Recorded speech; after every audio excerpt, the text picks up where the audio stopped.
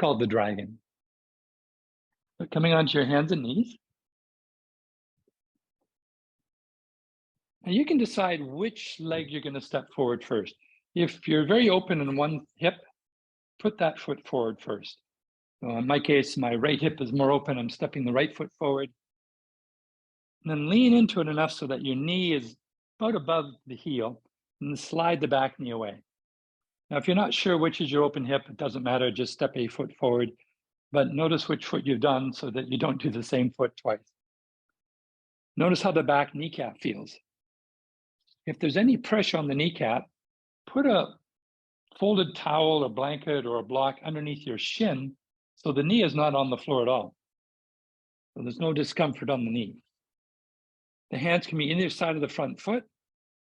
If you find your hands don't comfortably reach the floor, then use blocks underneath the hands. And that effectively just lengthens your arms. And then the intention is to let the hips come forward. So the main targeted area here is the top of the back thigh. That's your hip flexor. So we're extending the hips. In the previous poses, we were flexing the hips. We were abducting the legs apart. We were doing some external rotation. But now we're extending the hips here. The first stage is baby dragon. And for some people, this just doesn't work for them. They're not dragon fans. So if this just doesn't work for you for any reason, lie down and do a half happy baby. By having one leg straight and you're holding the foot of the other leg, or you can have a strap holding it, or you can just hold the back of the leg. You're basically doing an upside down dragon. And that's cool. You can just work and stay here. It's still applying a bit of extension to the top of the straight thigh, but you're also working into that front hip.